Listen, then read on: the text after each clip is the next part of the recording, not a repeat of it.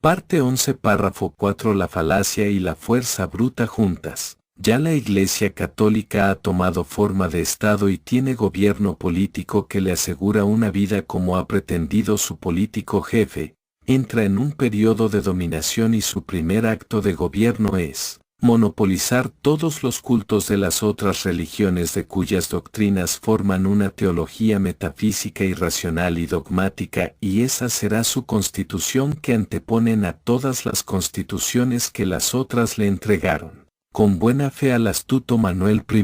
de ella sacaron y se apropiaran los sacramentos y los ritos y crearon dignidades aparatosas para ponerse en parangón con los más opulentos emperadores y reyes, a los que pronto ganaron por la astucia, la promesa y la intriga. Más estaban aún amenazados por un pueblo, el pueblo judío, que era celoso de su religión, sus ritos y se imponía a tener la mayor representación en la Iglesia universal, puesto que ella había sido la depositaria de la ley escrita y porque llevaba el nombre y símbolo de Jacob, en lo cual le ayudaba la Fúlica y la Buda, porque tenían el Krishna que era el Cristo, según su entender.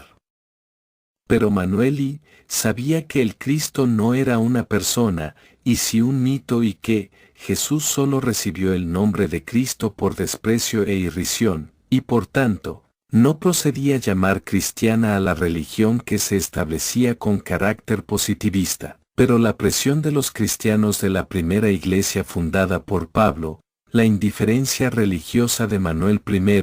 junto con la documentación dada con el nombre de evangelios, haciéndolos convenir a capricho con las profecías del Antiguo Testamento, más los eternos secretos que desde Abraham decían tener los israelitas. No tuvo inconveniente formar el credo católico cristiano. Como tomaba por baluarte a Jesús, Cristo por irrisión, compuso el nombre de Jesucristo único Hijo de Dios, olvidando el por qué Jesús tomó aquel nombre en justicia y cuya explicación dada por Juan Bautista dejo anotada ya. La nueva Iglesia, en este artículo, deja huérfana de padre a toda la humanidad. Pero dejaré por ahora esta gravísima cuestión. Quiero seguir los hechos políticos y religiosos del nuevo Estado, o Iglesia. El primer impulso de la nueva Iglesia fue quitarse todas las trabas de las otras religiones, combatiéndolas con las mismas armas que éstas le habían entregado.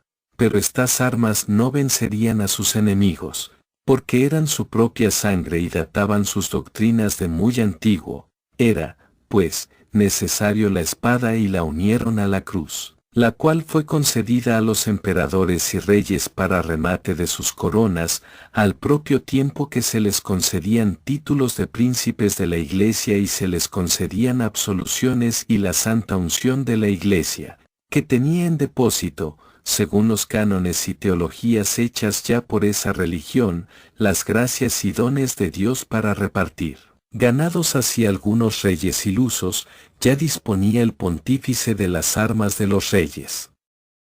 Solo quedaba buscar, si no lo había, un motivo, y sin fraguarlo para dar intervención a las armas de los príncipes y reyes cristianos, que aquel pontífice bendecía. En efecto, entre los judíos, había uno muy sabio e intransigente por su rectitud y decididamente defensor de la libertad predicada por Jesús y sus apóstoles y se oponía y sublevaba el pueblo en contra de la presión que quería ejercer la nueva religión contra la judía. Entonces se intrigó contra el pueblo judío y se excomulgó a aquel terrible enemigo, que se llamaba Samuel Belsabé, el que al ver la injusticia, iba de casa en casa y de pueblo en pueblo anunciando el peligro. Pero como la calumnia siempre deja algo, y las religiones todas se habían atado de pies y manos en la alianza, no les era fácil defenderse y, este pobre hombre desapareció de la vista de los que no le oían,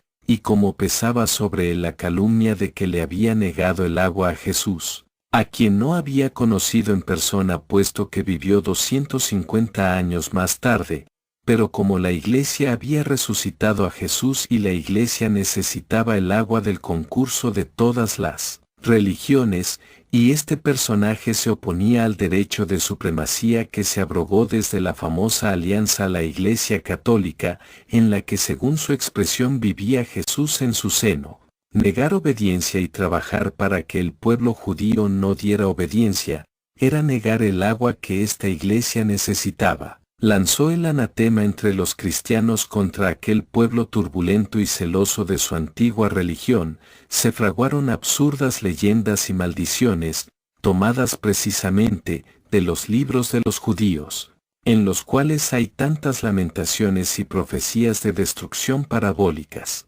Desde entonces, se condenó, en la opinión fanática, a aquel hombre revolucionario y no encontró asilo en ninguna parte y se llamó y sigue llamándose el judío errante, alrededor del cual se han forjado las más absurdas historietas, que causa dolor ver plumas de sabios forjando y enumerando hechos irracionales.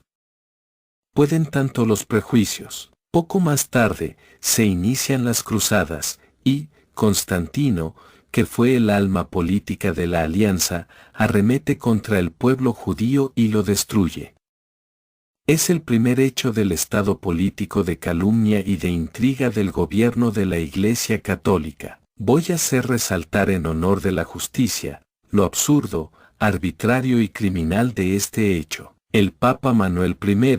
ve que la Iglesia cristiana no tiene base, porque han adulterado su principio y no se avienen a la igualdad predicada por Jesús y reclama la ayuda de las otras religiones, las que por solidaridad y porque tenían conocimiento de las doctrinas de Jesús, que eran racionales y más progresivas, por más modernas que las suyas, le conceden su apoyo con sus ritos y cultos. Toma la Iglesia Católica toda la ley judía y a Jesús, hermano por sangre de los judíos, por baluarte, a su padre y madre, por mina de explotación y con todo esto, destruyen su procedencia, la dispersan y siembran el odio contra todo aquel pueblo, del que se quedan con todo su haber. Aquí hay una causa de latrocinio, con abuso de confianza y de autoridad. Mayor absurdo, no creo pueda haber otro caso y aún está latente, perdurando el odio en el pueblo judío al nombre cristiano, que ha ocasionado la pérdida de tantos millones de vidas y sigue costando. Este hecho constituye la página más negra de la humanidad y de las religiones, pero como aún sigue esta iglesia diciendo que fuera de mí no hay salvación y aún siguen muchas naciones atadas a su carro y yo estudio en mi razón, voy a seguirla escudriñando fríamente hasta un caso extremo.